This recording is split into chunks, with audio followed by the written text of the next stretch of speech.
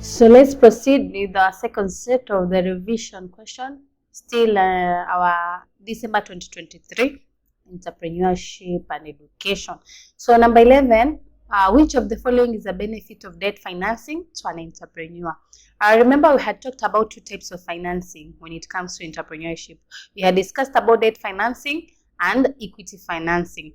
And in debt financing, we say it's whereby you'll take a loan from whatever source you get and pay it at an interest over time. And then you can get these capitalists or someone who is willing to give you a good percentage of capital, but now at least give him a certain percentage of your business so that he can own shares in the business. So these are the two types of financing that we have in entrepreneurship. So the question is looking for a benefit of debt financing, and we said in debt financing you take a loan and then you will start repaying it with some interest over time until you finish the loan so that the whole business can become yours.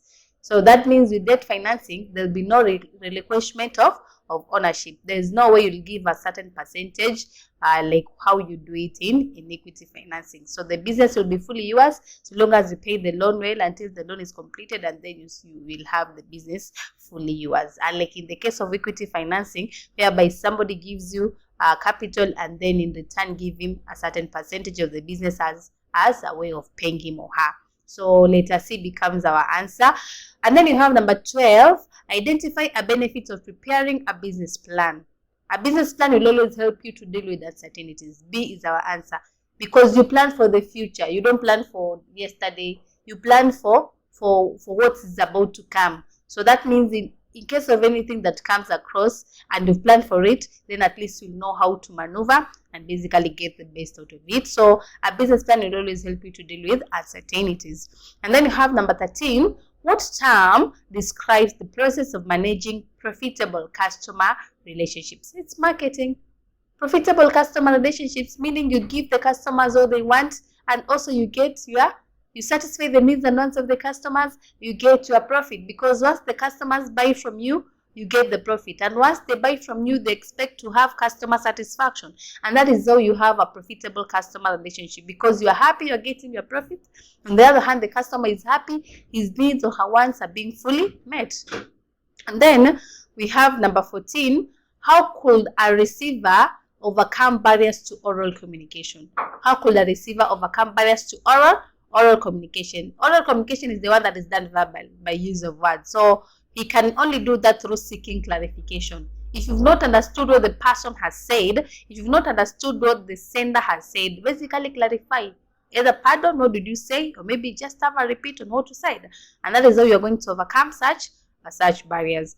And then you have number 15, why should a speaker carry out audience analysis before delivering presentation? Why should you want to know who is the audience before you go and present to them? That is the simplest way on what the question is looking for. Why should you identify the audience, the people you are going to represent to, before you go and do the representation? It's because you want to do something that is really suitable for that audience. So out of the choices that we have letter C as our answer, to select an appropriate topic, because you'll already understand or you already know who are these people that maybe you want to go and talk to them. And then you have number 16, identify one effective way of concluding a presentation. How do you conclude a presentation? You've done everything, you've introduced, you've given out the main body, the main information. The last thing, how could you or how will you basically conclude the presentation? Out of the choices we have, D becomes our answer, call for action.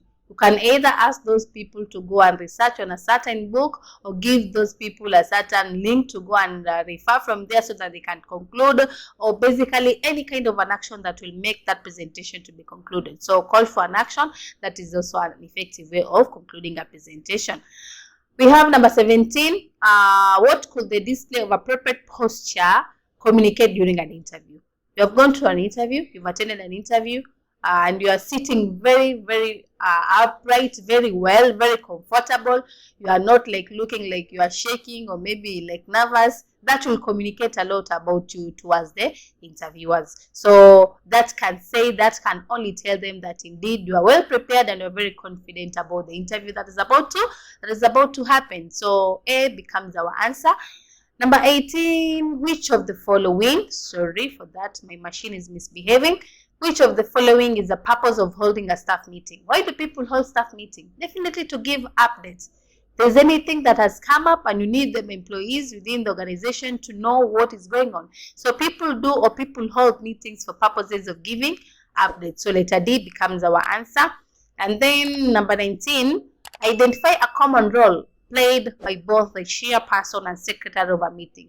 They both sign the meetings, nothing else. That is the only common function that a chair and a secretary do in a meeting. They sign the minutes, all of them. The minutes will have two places whereby the chair has to sign and also the secretary has to sign. So they both sign the minutes. Lastly, number 20, select the function of an entrepreneur. An entrepreneur is a person who bears risks.